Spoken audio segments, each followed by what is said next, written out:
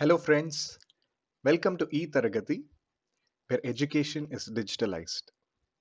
So, today we shall have a daily Hindu newspaper analysis of 24th August 2020. So, I hope everybody is out of from the festive mood of Ganesh Chavati and Sunday ఏదైతే వచ్చిందో and ఈ కొత్త వీక్లో కొత్తగా renewed ఎనర్జీతో మనం మన competitive examination preparations start చేయాలి. ఎందుకంటే ఇప్పుడు యూపీఎస్సీ ప్రిలిమ్స్కి there are hardly 40 days. కదా యూపీఎస్సీ ప్రిలిమ్స్కి we have 40 days and group వన్కి అనదర్ 30 days వేసుకుంటే it would be 70 days and similarly group టూకి అయితే డే టు డే అప్డేట్స్ మనకు తెలియాలి కాబట్టి that would also follow on very soon. So exams are approaching very fast and I hope your preparation also is ramped up and you're not wasting time and you're able to put in at least 8 to 10 hours every day at this juncture. And మీ ప్రిపరేషన్లో భాగంగా to not lose out track from the current affairs especially for group one current affairs because ఈ last 3 months ఏవైతే ఉంటాయో before the examination ఆ 3 months పరిధిలో maximum number of questions from current affairs are asked generally for group 1. So without further ado, let us begin today's newspaper analysis. The first news is the big news, which is important not only for the examinations but also as a general citizen of the country. Yesterday, as most of you would be knowing, India has hit 3 million cases. అంటే 30 lakh cases నిన్న complete అయ్యాయి ఇండియాలో and it's the first time and it has added nearly 69,239 cases after the previous day. So it's fourth straight day where it added over 69,000 cases.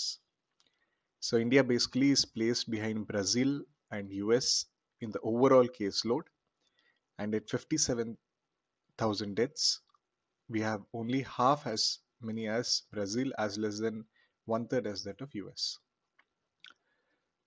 So that is the figure of today. And you can see, for example, in Andhra Pradesh, there has been no steady fall on, but you can see the cases of 7,800 added. 61,000 cases added on Sunday.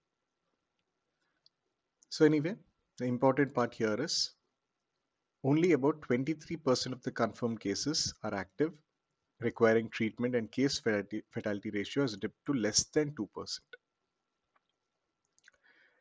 So at this juncture, the experts have been saying that the relentless spread of the virus and the infectiousness is inevitable.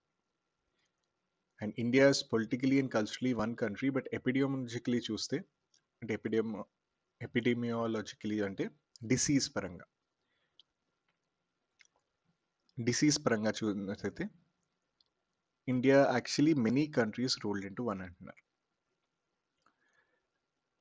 So, for example, here Dr. Jacob John, he's a professor of virology of CMC Vellore. He has told that this is a respiratory virus, and it is always a mistake to think that a single strategy, ఒక national lockdown అనేది, it would be effective for the whole country అని అనుకోవడం తప్పు. And similarly, herd immunity చాలా రెగ్యులర్గా ఈ మధ్య మనం వింటున్నాం. హర్డ్ ఇమ్యూనిటీ అంటే ఒక large fraction of the population infect అయితే it would signal the end of the virus. ఇది కూడా మిస్నామర్ అంటున్నారు. ఎందుకంటే వైరస్కి హర్డ్ ఇమ్యూనిటీ అంటే ఫ్యూవర్ హోస్ట్ ఉంటారు అంతే ఇన్ఫెక్ట్ అవ్వడానికి. So it is a sign that it had at best become epidemic, అంటే capable of causing sporadic outbreaks. So pandemic నుంచి ఎపిడమిక్ అవుతుంది. ఇప్పుడు ఫర్ ఎగ్జాంపుల్ ఢిల్లీ చూస్తే, ఢిల్లీలో we have seen a few days back that 29% of the people of Delhi, they have developed antibodies. So వీళ్ళకి some sort of immunity వచ్చింది COVID-19కి, and they have been exposed to basically the antigens కదా. For example, antibodies అంటే we know there are 5 types of antibodies, GAMED. దాంట్లో generally G and M are used most heavily to track COVID cases. So ఇలాంటి కేసులో 29% people Delhi ఏరియాలో they have been detected. కానీ అసలు heard immunity అంటే ఏంటి? Heard immunity అంటే 70%. Yes, 70 to 80% of the people, if they've developed antibodies, then it is called as the herd immunity, right? So India అంటే ఇప్పుడు ఢిల్లీలో because there's been the maximum number of cases and maximum outbreak అని అన్నారు కాబట్టి అక్కడ చూసేనే 29% అయింది. So nationwide or హైదరాబాద్లో ఆర్ విజయవాడలో అవ్వడం అనుకున్న హర్డ్ ఇమ్యూనిటీ వైపు వెళ్తున్నాం అనుకోవడం చాలా తప్పు. We are actually very behind. And even herd immunity వచ్చినా కూడా the article says that it only means fewer host ఉన్నారు అంతే. అండ్ ఇది ఒక ఎపిడమిక్ అయిపోద్ది అంతే. పాండమిక్ నుంచి it becomes epidemic because sporadic అప్పుడప్పుడు మధ్య మధ్యలో అవుట్ బ్రేక్ అవ్వచ్చు. సో అసలు మనకి వే ఫార్వర్డ్ ఏంటి అంటే, according to mister Jacob John, he says only a vaccine can prevent infections and it can help bring out herd immunity. Actually, Feb Marshall చేసిన mistake అదే. India didn't ramp up for testing as well as restricting the sole lab of NIV Pune. ఈ mistake swine flu 2009 అప్పుడు కూడా చేశా అంటున్నారు. And anyway, it's been continued. You can see here, India's doubling time is nearly 30 days, with most states over 50,000 cases recording a doubling time of 30 to 40 days. Delhi-lo matram doubling time has been 70 days. So until, and here, this is the most important part for us to understand here. An official from the National COVID Task Force yes said that the spurt until the highest cases would be recorded only in September or even in October, given the testing and the spread of infection has been risen. So the strategy now is to ensure deaths remain low by detecting the cases and contacts early. Before మనకి infrastructure లేదు, but we have learned from the experience of Europe and therefore we don't have fatality rates of Italy and France. So they're saying there would be a spurt in September or October. So at this juncture, we should also realize how feasible it would be for conducting our examinations with the UPSC and Group 1 and 9. So we'll have to see how the turn takes. Anyway, moving on to the next article. Okay, this is the development of vaccine in India, and there are some important points which is very important for the preliminary type of examinations. So the Union Health Minister Harshvardhan has told that anta savyanga jarite we would get a vaccine against the novel coronavirus by the end of the year. So the government of India is actually looking at 3 potential vaccines, including 2 indigenous ones, ante India lo tayarayini. And the third one is of course the Sputnik by Russia, which we have been seeing,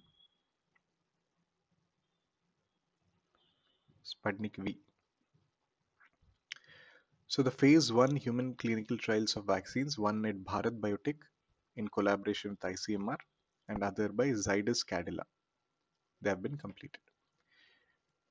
So you can see the Serum Institute of India, it has partnered with AstraZeneca for manufacturing the vaccine developed by Oxford University. So you can see the Apex Health body, ICMR, is in process of developing an online vaccine portal which will give the information related to vaccine development. So the aim is to create all the information updates related to development on one platform. And this actually, even I feel, this is the most promising vaccine. The Serum Institute and AstraZeneca ఎవరైతే కలిసి చేస్తున్నారో, the Oxford, which is developed by the AstraZeneca and the Oxford University. So I think this is the most feasible, and even I have been tracking the news since the past few weeks. So దీని మీద there are a lot of positive news. So ఇది but actually ఇది ఎంత positive అయిపోయిందంటే there are some false WhatsApp forwards are false rumours saying that ఈ serum institute and AstraZeneca vaccine 73 డేస్లో వచ్చేస్తుంది, right? ఇది కంప్లీట్లీ ఫాల్స్ అండ్ కంజంక్చురల్ అని serum institute of India has clarified. There were certain sections of media, which even some media reports like India Today, I think yesterday it has claimed that 73 days slow, this AstraZeneca and Oxford University vaccine would be developed. So this is completely false, and the vaccine name is actually Covishield. Okay, all this discussion is on Covishield.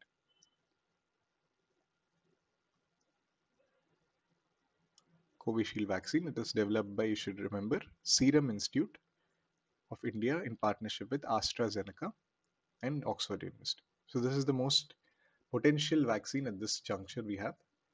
So according to the health minister, if everything goes well, by the end of this year we can get.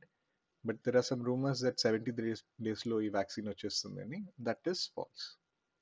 For example, here Covishield gurinchi, the authorities are saying the phase 3 trials are still underway, and only once the vaccine is proven immunogenic and efficacious, SIA will confirm its availability officially. So let us see. For example, Adar Poonawalla, he has told at least 300 million doses would be ready by December. In the cases we have seen 30 million అయ్యాయి కదా. So దానికి 10 times the doses. If you can understand the figure, it would be ready by December. So this is the most prospective vaccine. So even I believe, I think once the development of the vaccine is um, feasible, like how the Covishield, then I think all the competitive examinations or all the proper active work can be taken up. I believe there's another petition filed in the Supreme Court by UPSC candidates affected, saying that at least by Diwali, or at least in most states where the rise of cases, it has been flattened, Apude the exam should be conducted. Another petition has been submitted, and even the NEET JE students, they're undertaking the hunger fast. So let us see. I think it's a very active development, but according to me, um, such mass gatherings and such crowd sort of competitive examinations ఏవైతే ఉన్నాయో in lakhs ఎప్పుడైతే number ఉంటుందో, after the sufficient number of people have been vaccinated, if that can be taken up, it would be a positive sign. So that is the updates on COVID and మన competitive examinations పైన ఎలా effect పడుతుందో. This is our personal views basically from the ఈ తరగతి team. But you shouldn't halt your preparation in any way, because UPSC full form Unpredictable Service Commission అని కూడా చాలా మంది అంటారు. So 40 daysలో prelims పెట్టుకొని, now you cannot afford to waste your time. So related to APPSC, we have a development which the Godavari floods ఏవైతే మనం discuss చేసామో the last week, over 17th, especially we have seen Godavari floods and the disaster management related to it. So the first warning ఎప్పుడైతే అయిందో, భద్రాచలంలో 8 p.m. 44 feet వరకు అయింది. So this is actually తగ్గింది. We have scene 67 feet వరకు Bhadrachalam feet అప్పుడు touch అయింది flood water. Now it's become 44 feet. But there are some habitations which have been affected the most, like the Sabri River, which is in Spate, was flowing at height of 15 meters at Talagudam. And similarly, these places ఏవైతే ఉన్నాయో, they're important. పైడకుల, మామిడి, సిరివాక, కొండ్రుగుట, తొడుకూరు, సింగనపల్లి, ఇలాంటి places, they're the most affected అంటున్నారు. And thousands of people in Kukunur, Velurapadu, Polavaram mandals trek to the nearby hills. And most important effect padindi on the tribal habitations. Like many Koya and Kondareddy tribal families have been taking shelter in the hilly area since a week. And communication to Koturu, Repaka, Gummu, ilan places have been cut off. The ITDA has been told. ITDA is basically the Integrated Tribal Development Agency. In many states, and especially AP state, the ITTA plays a major role regarding tribal governance. So that you can see the relief works, as many rivulets are in Spate, and flood rivers have been inundated, as the main road link have been cut off to tribal hamlets. So medicines and groceries are being supplied to some island villages. The officials are camping in the villages and monitoring the situation. So in the disaster management which we discussed, you should be able to add such important details of AP purview lo and AP government lo ela respond avutundi. Okay, let us see the next news. We have the editorial, basically AP related. I didn't see many important news. Even the ones, the new ISR scheme ఏదైతే launch అవుతుంది, that is also about to be launched. So we'll discuss that at length. I think tomorrow, once it's launched, even the tourism policy ఎప్పుడైతే launch అవుతాయో, అప్పుడు we can have a better discussion on that. Let us move on to the editorials. So we had seen on Saturday the Srisailam power ప్లాంట్లో ఎప్పుడైతే fire అయిందో దాంట్లో 9 మంది ఎప్పుడు చనిపోయారో we had discuss the fire management and under the disaster management fire and disaster management properly on Saturday we discussed. So if anybody have missed it, I would advise you please go and watch Saturday's video. At length we saw fire hazard epidavachu, and this is very important for group 1. You can definitely you can definitely expect a question either on floods or fire, industrial disasters. ఈ రెండిట్లో definitely there would be question related to disaster management. So anyway, here the editorial says that a fire in hydroelectric station located close to unlimited quantities of water would seem a contradiction. But the risk is real because 9 people, including 5 engineers, perished. ఇది Telangana AP border దగ్గర అయింది. And the 900 megawatt capacity plant on the left bank channel of Krishna, it is actually the one of the biggest contributors of Telangana power, and another branch serves AP. So what makes the accident disturbing is it comes in the shock in the season of disasters. So industries and power plants in AP, Tamil Nadu, Telangana, continuously we've been seeing the Vizag gas leak, kada? And we've seen the flood situation, or similarly we have seen the ఇప్పుడు present fire accident ఏదైతే అయిందో Srisailam power ప్లాంట్లో. So ఇలా ఒక lots of disasters are taking place during the COVID-19 pandemic. And here, the victims were unable to make an exit through escape tunnel and were overwhelmed by the smoke. And going by the official accounts, the smoke made it difficult even for rescue personnel to enter the four-storied structure we had seen. Many videos కూడా చూసాం, ఒక చిన్న fire rapidly engulf అయిపోయారు many of the people working there. So anyway, details they're not very important, but here it's important. Large hydroelectric power plants are usually built well below surface level. So where generation, control, transmission equipment are located. So మనకి ఇప్పుడు surface level ఇది ఉంటే కిందన actually ఉంటాయి hydroelectric plants. ఇక్కడ actually the hydroelectric motor which rotates and steam ఏదైతే ఉందో అది ఫ్లో అవుతుంది. సో అది రొటేట్ అవుతూ అక్కడ నుంచి generation, control and transmission is taken place. So in such circumstances safety features have to be extremely reliable. ఎందుకంటే ఇక్కడ అండర్ గ్రౌండ్ ఏదైతే అయిందో ఆ ఫైర్ వెంట్ నుంచి, because of the smoke engulfing, many people couldn't escape. So many people perished here. So the IEEE standards for fire protection issued a quarter century ago, 25 years back ఇవాళ పెట్టారు norms for fixed and portable ventilation that can remove heavy smoke as seen in Srisailam. So there should be use of fire retardant materials in construction itself, easy vertical escape routes using staircases, and whether all these features were available in Telangana, and if they were, why the personnel could not use them to quickly escape, should be investigated. So the dam fire is primarily the state government's responsibility, but the center should take opportunity to review safety in places like Jharkhand. Jharkhand lo kuda extensive underground coal fields are there, and India loses many lives to fire each year. You can see the figure here. 12,748 accidental deaths occurred in 2018, nearly double the number caused by forces of nature. So there should be rigorous safety codes. So I feel this entire paragraph is extremely important for disaster management and handling this industrial disaster sort of fire. So please make notes from this last paragraph, and you can add it to the notes which we made on Saturday. Okay, use of fire retardant materials or vertical escape routes. And the figure 12,000 figures have occurred in 2018, and అసలు ఎందుకు అయింది, there should be a post disaster phase of mitigating such disasters. All of these should be added in the answer. So the next editorial is thinking through Nepal policy.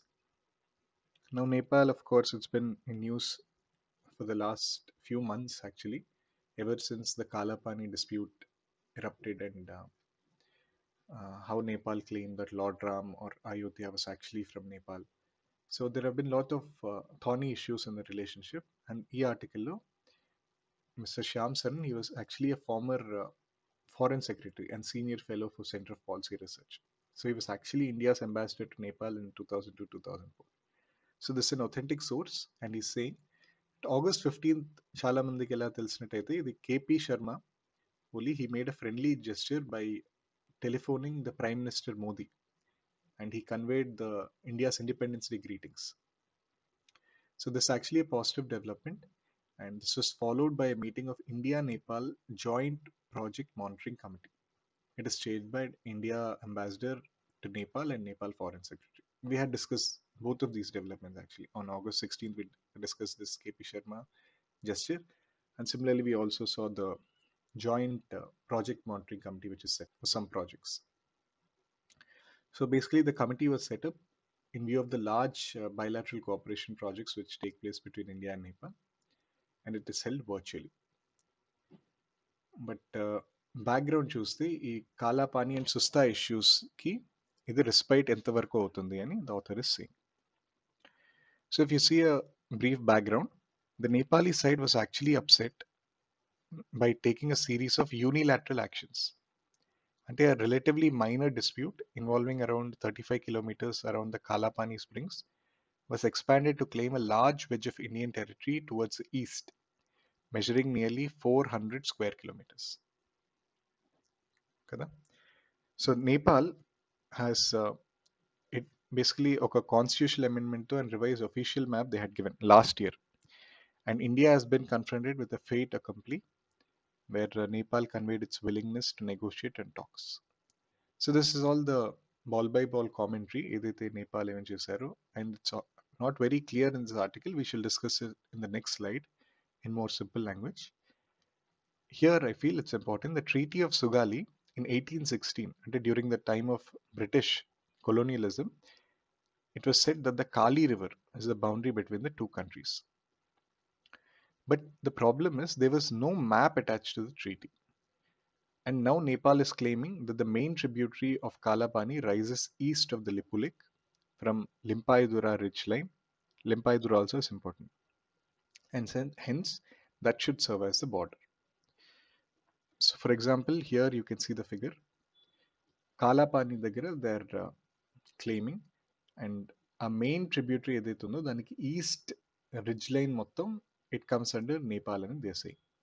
So this would go away from India's control. Because Nepal is actually claiming that the river to Kalapani's west is the main Kali. Kalapani river ఏదైతే ఉందో దానికి west is the main Kali, and Nepal has territorial rights to it. But India says that the ridge line to Kalapani's east is the border. So Kalapaniki east ఏదైతే ridge line ఉందో అది border అంట. So ఈ situation లో Kalapani and the lowest point and the highest point is the Lipulek Pass. It is stuck in controversy. You can see the one in dispute is Lipulek in Kalapani at the border of Uttarakhand with Nepal. And this is traced from Sugali Treaty of 1816. Okay, so that is what the author is trying to tell here. And even if the lengthiest tributary may be one principle for riverline boundary, it is debatable. It is not the only one. There are many boundaries which do not follow any geographical principle at all. And due to historical circumstances, mutual agreement, and legal recognition, this is more complicated. You can see here, due north of Kalapani Springs to a few kilometers east of Lipulek Pass is the contested area, and this alignment never changed and also reflected in the Nepali officially maps also. This is just a fact. And the most recent development is in 1969, the Prime Minister, Upper Prime Minister Kirti Nitpisht demanded that Indian military personnel manning 70 villages in Nepal-Tibet border should be withdrawn. So 1969 lo this issue was magnified, and if Lipulek and Kalapani were on Nepal territory, then why were they omitted from the list? On the list ఎప్పుడైతే చెప్పారో 17 villages, అప్పుడు Lipulek and Kalapani mentioned లేదు. That is the reason why this 1969 address by Nidhi Visht is very important, right? Because they mentioned many villages like Gumsha, Mustang, Namche Bazar, Lambagar, Kodari, Thula, and all this.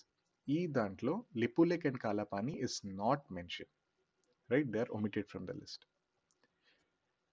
And it was due to Nepali magnanimity taking into account India's security is laughable because they're saying that Nepal, they have been magnanimous and generous and they didn't involve any. That is a very silly point. And the inconvenient fact is that at least since 1954, the Chinese have accepted Lipulek as being Indian territory. And in the Nepal-China border agreement also, the starting point is clearly is from the west of Tinker Pass. So even మీకు జాగ్రఫీలో మీకు problem ఉంటున్నా like Kalapani ఎక్కడుంది Lipulekh pass ఎక్కడుంది these names at least you should remember very well Kalapani river Lipulekh pass Limpiyadhura ridge line and similarly here Tinker pass నుంచి India's official we say that is the border and recently on August 19th we discussed an article by Kanak Mani Dikshit. He is a Nepali journalist. He advised Indians must try and understand why Nepal does not have an Independence Day. So, the implication being that Indians should, with humility, remember their history as a colonized country while Nepal was always an independent nation. So, Manaki independence nation is basically our long and painful struggle kada, of independence from British colonial rule. We also recall the ruler of independent Nepal, which sent troops to fight alongside East India Company, mercilessly killing many people from the Indian First War of Independence, the Gurkha Regiment ఏదైతే ఉందో, right, that fought in the 1857 revolt. And you should also remember such things any the author is saying. So if you can't understand the intellectual fight here, I would advise you to please watch August 19th video where journalist Kanik Mani Dikshit he had told about something negatively about India. So the same independent country, it happily ఇప్పుడు matlab they receive a lot of reward chunks of Indian territory and terai through 1861. And if no agreement has superseded this Sugali Treaty as claimed in the Naya Muluk, which Nepal aligns with the company against Indians అయినప్పుడు, or should this be excused in Nepal చేస్తున్న actions అని అంటున్నారు. So even Mr. Dikshit has also told that India-Nepal relations are the most exemplary interstate relationship of South Asia. So the conclusion I felt is very good here. For India, more than the exemplary interstate relationship, it is the unique people-to-people relations, P2P relations ఏవైతే ఉన్నాయో, it's most important. And fortunately, interstate relations have been unable to undermine the dense affinities. So while India should reject the Nepali state ill-conceived territorial claims, it should do everything to nurture an invaluable asset which it has with the goodwill of the people of Nepal. So the author says this immense soft power in India-Nepal relations, so that we should nurture because it has been told that India-Nepal relation ఏదైతే ఉందో, it is like a roti beti ki relationship.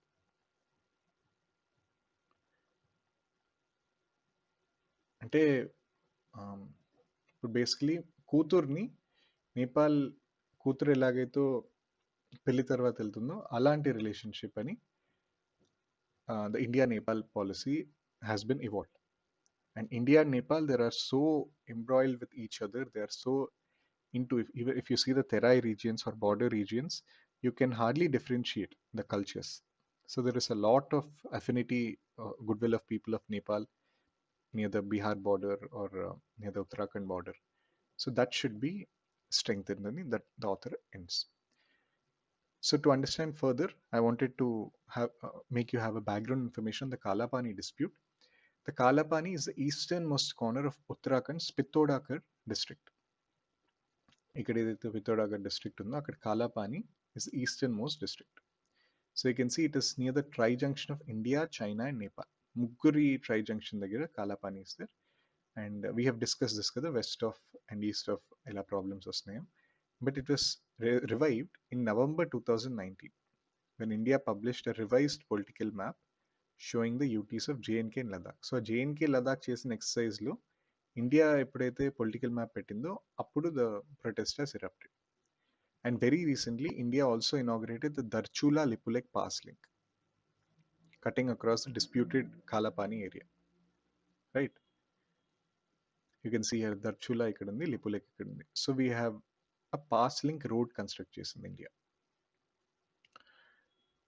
Okay, from Darchula to Lipulek. So దీంతో ఇంకా ఎగ్జాస్బరేట్ అయిపోయి relations. And this road is basically used Kailash Mansarovar pilgrims.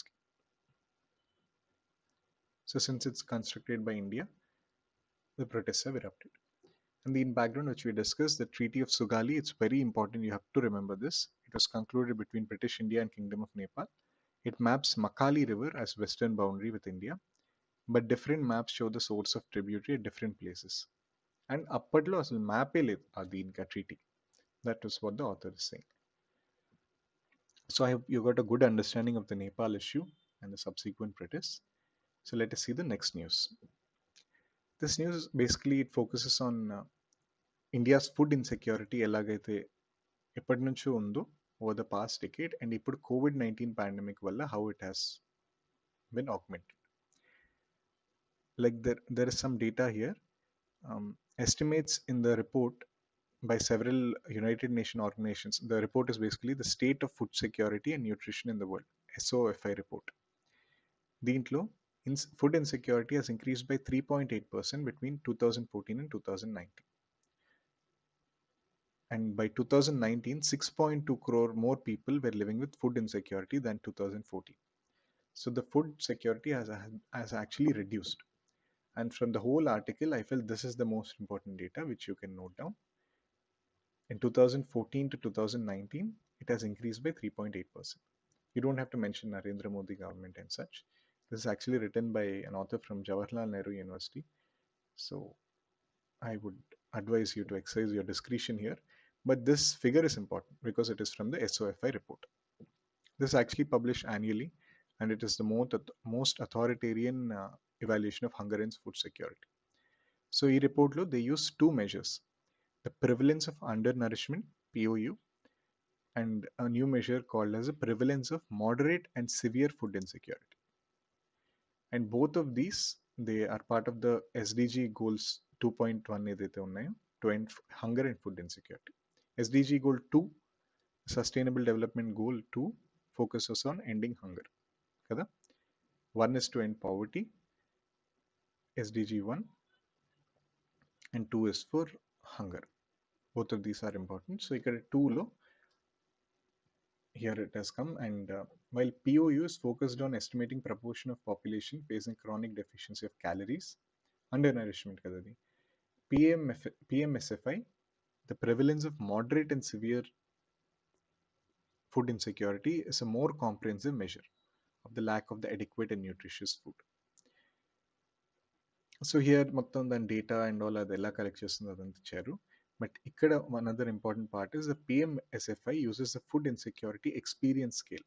This is the gold standard in food security measures by the FAO, Food and Agriculture Organization of UN ఏదైతే ఉందో that ఇది ఇక్కడ incorporate చేస్తుంది, food insecurity experience scale. And the FAO commissions Gallup to include FIS questions in the Gallup World Poll. And the FAO GWP surveys are conducted in India. India is among the few countries which do not allow the publication of such estimates.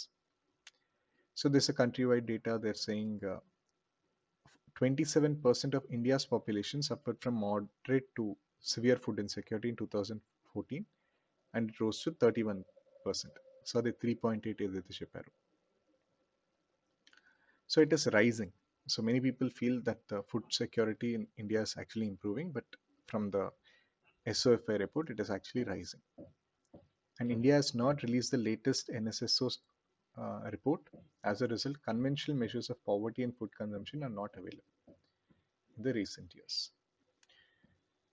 So while the per capita dietary energy supply has increased by 3.8, the consumption data has become available. And దీంతో we have seen 3.7% between 2011 to 2017. It has fell. Okay. And another important takeaway from the article is the causes of suffering. The significant rise in food insecurity is clear manifestation of overall economic distress. during the period, which is marked by agrarian crisis, falling investment across sectors, shrinking employment, ఈ మూడు factors వల్ల, right? So the agrarian crisis, falling investments,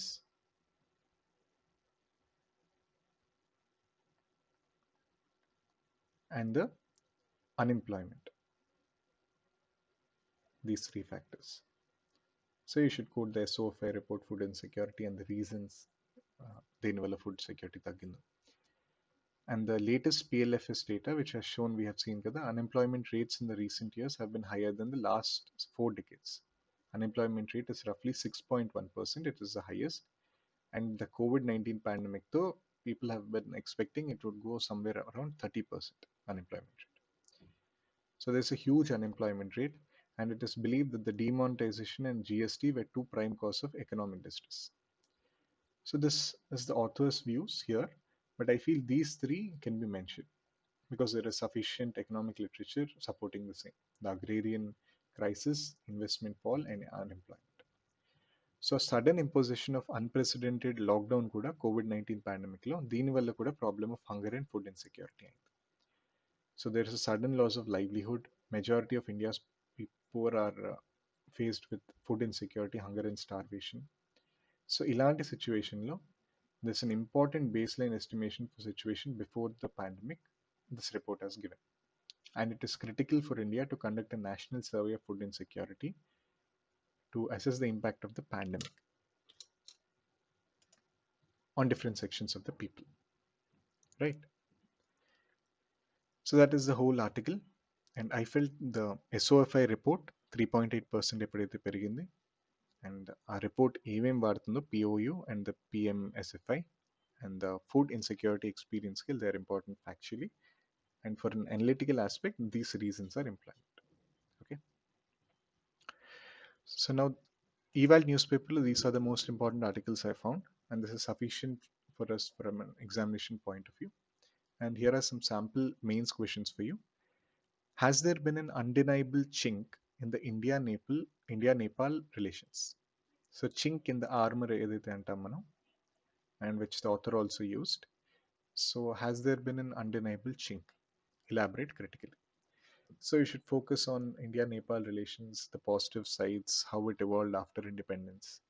And recently, new political map tarvata Kalapani dispute, right? Kalapani dispute, Lepulek Pass, and మన లింపాయుధార ridge line నుంచి how they are claiming. And you should mention the 1816 Treaty of Sugali because it is asking explain critically కదా. So these keywords definitely ఉండాలి. And అసలు problem ఎక్కడ వచ్చిందో. And కంక్లూజన్లో you should say that of course officially and between governments it is there, but the P2P cooperation is very strong between India and Nepal. So it shouldn't be a very big issue for India at this point of view. And mana soft power ni India should vex, right? That should be the flow of answer. Trace the development of artificial vaccines against COVID-19. What are the features of Indian developed vaccines? So this is also a very important question. And we had discussed this actually on Saturday, a similar question on artificial vaccine development, how from Fabiflo nunchi manaki recently vachina Sputnik, right? Sputnik by Russia vaccine. And Indian developed indigenous law, you should mention the Bharat Biogenic ఎలా చేస్తున్నారు and the recent Covishield. And if it features in, right? Covishield vaccine, if development and by when it can come. So there would be something also linking the conceptual part of artificial vaccines, which we discussed on Saturday. I would advise you to please watch Saturday's video if you haven't. So అసలు artificial vaccines ఎలా develop చేస్తారు, acquired immunity నుంచి, and recombinant vaccines, DNA develop vaccines, all this should be given in the answer. So మనకి COVID-19 ఏరియాలో health obviously is the most important area, and there can be questions linking the static part of immunology and vaccine development here. Okay, so that brings an end of our session today. And we shall also give some important links below this video where you can have a further reading of the news articles. And I would advise you, don't waste any more time on the current affairs. This video is more than enough for you to keep you in abreast with the current events and the newspaper analysis. So this is sufficient, and now you can focus on the static part of your preparation. So all the best and study well. We'll meet tomorrow.